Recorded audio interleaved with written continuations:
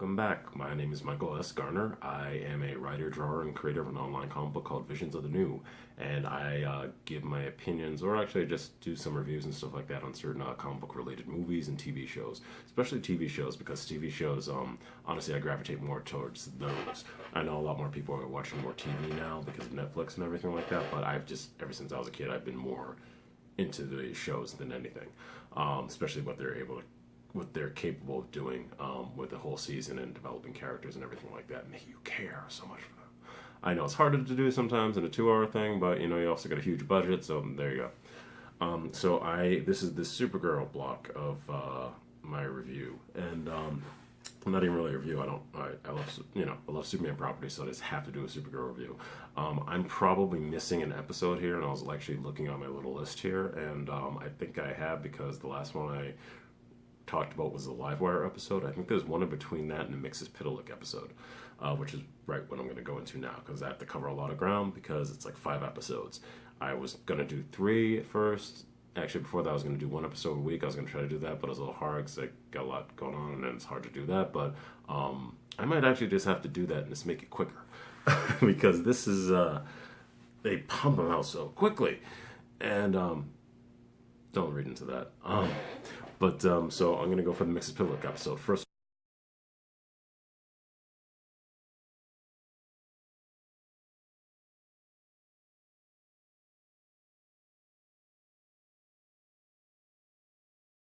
I just want to say about this episode well, they made him hot.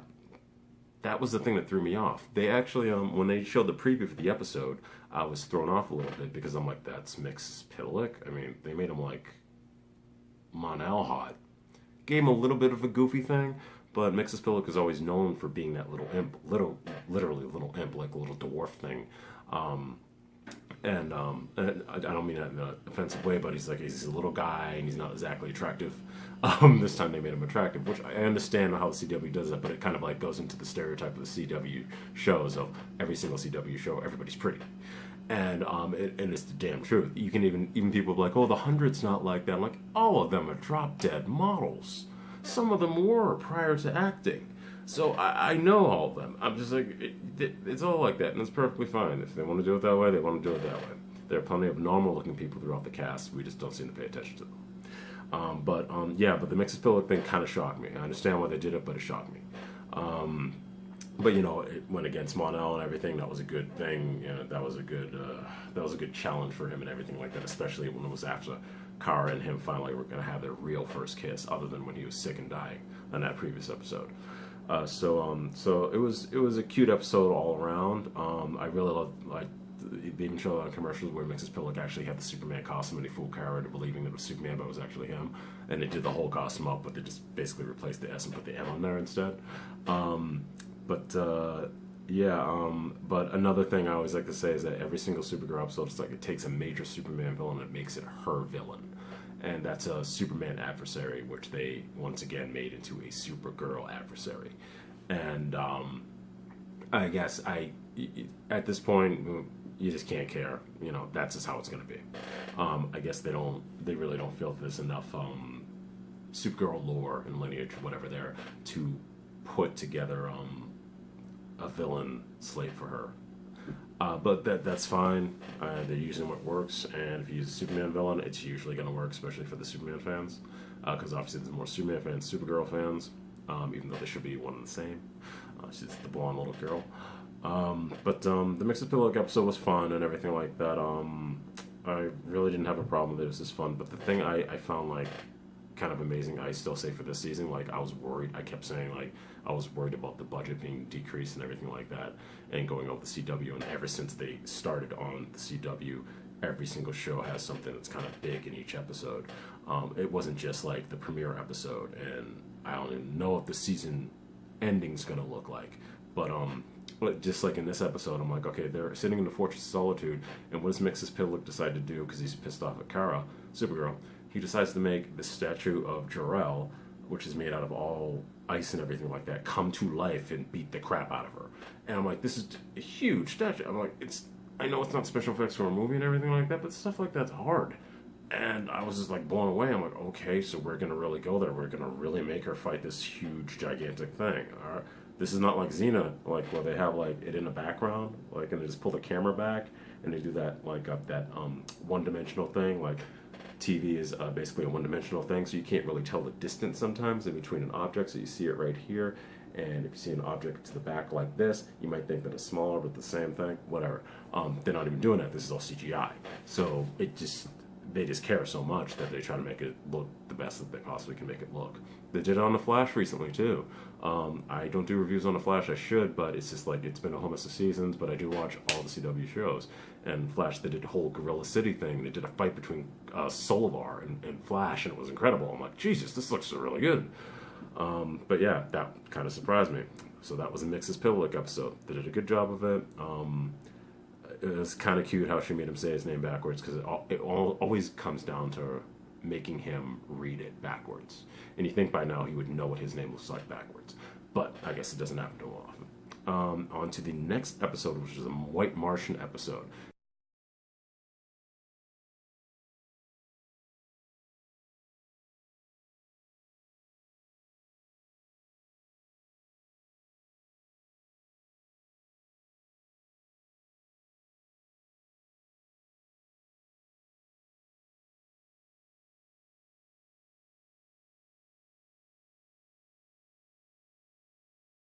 And I have a note here saying, bare naked ladies, I need to laugh out loud. I'm not gonna, okay, I'm gonna laugh. I thought that was the funniest thing. When Alex had tickets to a bare naked ladies concert, that was that she got from Maggie Sawyer. It's like, we're gonna do the whole she's a lesbian and she's a lesbian. We're gonna go see bare naked ladies. It was an obvious joke, but it was just funny. I was just laughing like, okay, they're actually gonna do this, and they're gonna play for it in the whole episode, and they did. The White Martians, I like the fact that they proved another point. I was kind of afraid that with the White Martians that every single sorry, I shouldn't say, I was going to say that every single Martian, period, white or green Martian, when they're in a human form, that they're going to all be African American. And that's kind of like another show that I watched, which I'm going to do a review on, Vampire Diaries. In the beginning of Vampire Diaries, it seemed like every single person who was a witch or a warlock was African American. And so, granted, yeah, they have all this power. They have a lot of power, and they're African American. That's great. And the same thing with the Martians. They're basically almost indestructible unless you take a match and put it up their face. Super strong. They can fly. They're intangible. They can go through objects. Shoot beams out of their eyes. They have the telepathy, and it's just everything. But I was afraid that they're going to make every single one of them every single one of them African American until they brought these two white Martians into the episode to challenge the team, and it was kind of formulaic episode like, oh, who's the Martian, because they got caught inside the DEO and nobody could get out, and they were trying to figure out who the Martians were. One wanted being Alex, the other one wanted to be, I don't even know who we were, but it was kind of formulaic. But it was a formulaic episode that is done like in every series, but they did a good job of it, utilizing the White Martians that way, and having M'gann go back to her own planet too because of what had happened, because she realized that there's a lot of work that needs to be done. She needs to fight the war against her own kind, because they're going to go up, they're going to come back. They're going to come back again, and that's a lot of power going on to the Earth. So, what else about the White Martian episode? So, I love the fact that the last time it took John Jones and Supergirl to take down a White Martian in season 1, and I was like, God, I'm like, yeah, I guess that's okay, but Supergirl should be able to beat the shit out of it herself. She kind of did. This time they had M'gann and John Jones fighting one Martian, and they were holding their own and everything like that. And it was a cool fight. I love the fight scene. I love M'gann came up like this. It was a great fight scene. And the Supergirl fight scene was good too. But Supergirl, she took him down herself. And like she beat the crap out of it and punched it one time at the end, and that was the end of it. I like the fact they did that, because I'm like, okay, she should be that strong. She should be able to take on this thing. Because if there was a whole mess of them, what the hell is she going to do?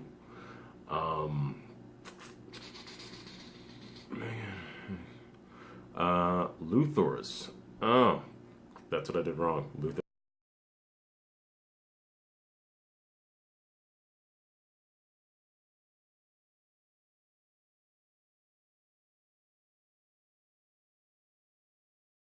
This is in between this one. That story basically told how Lena Luthor was tricked by her mother into getting access codes to Lex Luthor's old storage facility where all of his weapons and all of his gear and everything was. I love that episode. I thought it was really good. I love the fact that they had Metallo on, though. He was basically in court and he was on the stand, and that reminded me of when I was little when I watched the Superboy TV show. There was a whole episode where Metallo was being on trial and everything, and he was in the stand and they took the kryptonite away from him. He was all weakened and everything. This one was a completely different one where he basically attacked everybody, but actually Metallo did that in the Superboy TV series too, which is season 3. But it was just like it just reflected back to that. I like how they did that. I liked how she didn't lie, I guess, to Lena Luthor as far as the story's going for Supergirl, but her mother basically told her the real reason, or what, the fact that she doesn't hate her. It's just the fact that she's a byproduct of her husband cheating on her. So her husband cheated on her, had a baby with another woman, and Lena Luthor is that baby. And that was kind of like, oh, that's a good reason for most of this. It's not a full reason, but it's a good reason. Then at the end, Lena Luthor wanted to be in good still, and even though they broke her out of jail to do all these things, but I'm glad that they're keeping Lena Luthor somewhat on the good side, even though we've seen certain parts of her that we know are going to manifest in a bad way. It's like the beginning of Smallville and Lex Luthor at the beginning of that. Going on to another episode. Oh.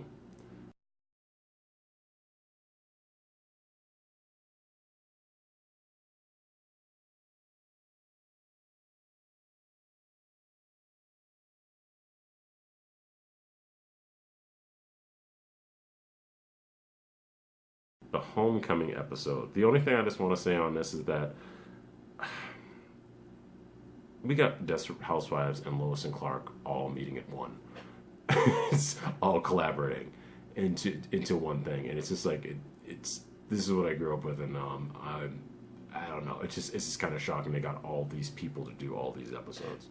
And like you have the Desperate Housewife playing the main villain, which is the mother of Lena Luthor, the mother of Lex Luthor, and you have Dean Cain playing Jeremiah, the father to Alex Danvers, and Kara to a certain extent, the adopted father, foster father, and God, it's just everybody from like Lois and Clark and everything, and Desperate Housewives thrown into one, and later on we'll find out that there's something else connected to that, which I thought was kind of cool, but I'm not going to step ahead. I'm just going to keep reading on. The next episode was Exodus.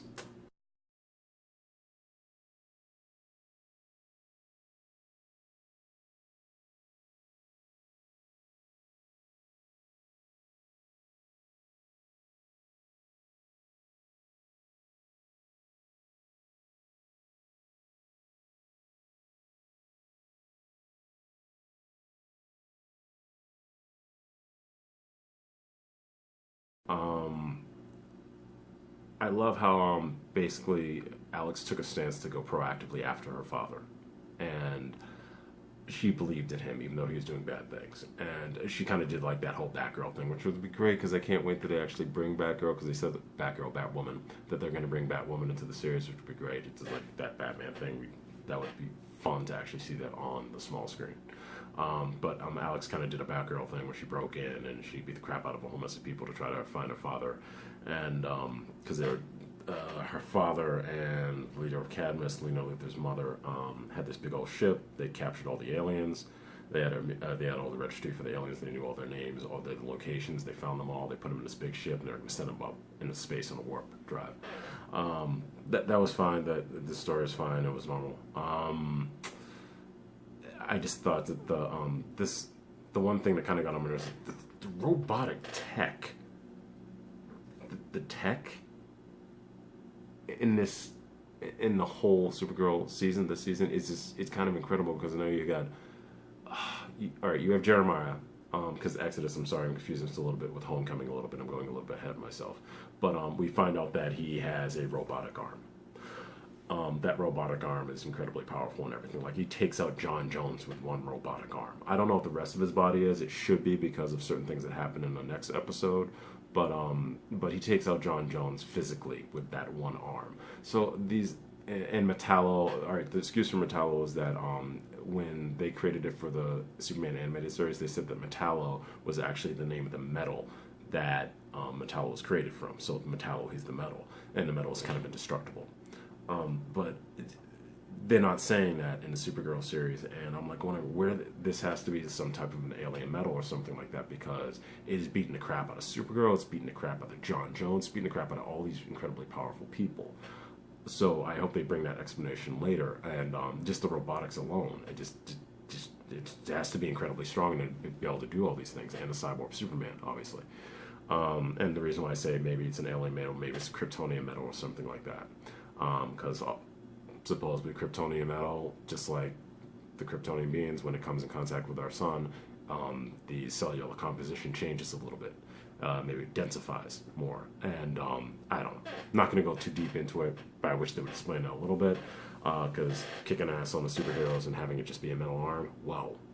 Wow. On the last episode, how they did another huge power thing where they had Supergirl actually stop the ship that was taking all the aliens. Huge, massive ship. Like, she was basically pushing, like, the Enterprise.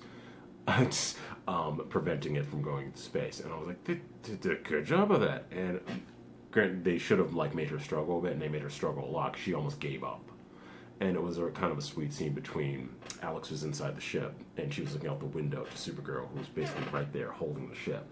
And she was just kind of rooting her on. It's like, you can do this, you can do this, I know you can do this, you got this.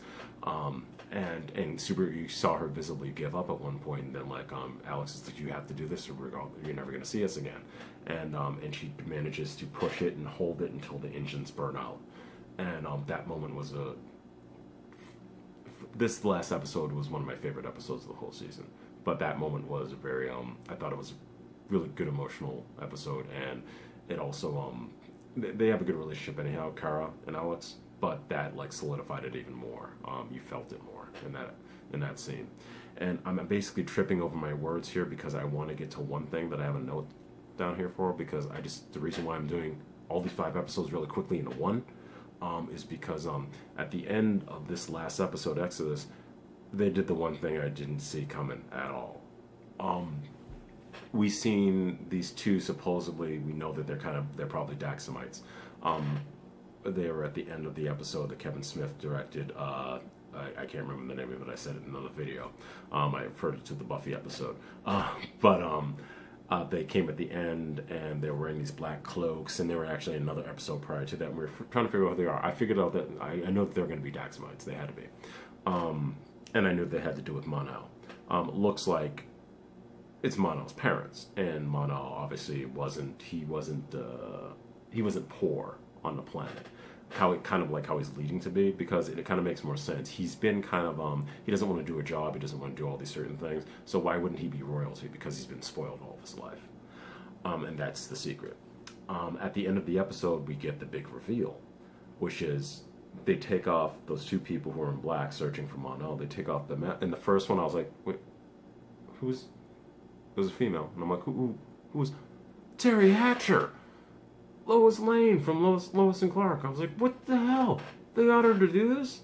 Not that it's hard to. I mean, she's not really working right now, but still, they got her to do this. And then the other person takes off his cloak or whatever it is, and it's Kevin Sorbo. I'm mispronouncing the last name right now. I just can't remember. Kevin Sorbo, I think it is. Hercules from Hercules: The Legendary Journeys. And 2 incredibly popular people in the comic book world are playing the parents of Mon-El. And obviously they're Daxamites, so the first thing that they did, they were sitting, when they took off the mask, they were like, oh, I feel different, because they're actually, the ship came, they showed the ship coming into Earth's orbit, so they're around our sun now, so they're going to get the powers that Mon-El has, and most likely Supergirl has. Hopefully Mon-El flies and he gets his damn red costume, but yeah, that was the biggest reveal I saw that I didn't see coming at the end of this episode. And I was like, yes, Terry's back, yes, Hercules, so basically we have Hercules and Lois Lane. And I'm happy. This wasn't too much of a review. It was basically just me saying, I'm happy with Supergirl. They did a great, great, great, great season. So many twists and turns. So many different things that they went through. I can't believe they did all this in one season. I mean, they did a lot in the first season, but they did so much more in this season. And I'm acting like it's the end because it is pretty close to the end. Everything's ending. Vampire Diaries is coming to an end. It's just that time where it's going to be getting closer to spring, and then we're going to have all the seasons will be ending. So I was very happy with that last episode, especially the reveal of Hercules and Lois Lane. And I can't wait to see where they go with this. And I think I'm right about that. I can't remember a lot of Mon-El's backstory from the comic book for some reason. I just like blipped and I didn't do any research again, but because it's been so long since I've read any of it. I just know him as being Valor. And hopefully that'll get brought up. But if you have any comments, please leave them down at the end. If you want to, check out my comic book, Visions of the New, at visionsofthenew.com. Hopefully there'll be more content on there pretty soon, and I'm going to add these videos to that website as well. So if you want to follow me, that'll be great. Press the button down below, and you'll get notifications when I release more videos and everything about the reviews about TV shows and everything like that, especially anything Superman. And that's it. Hope everybody has a great night, and until next time.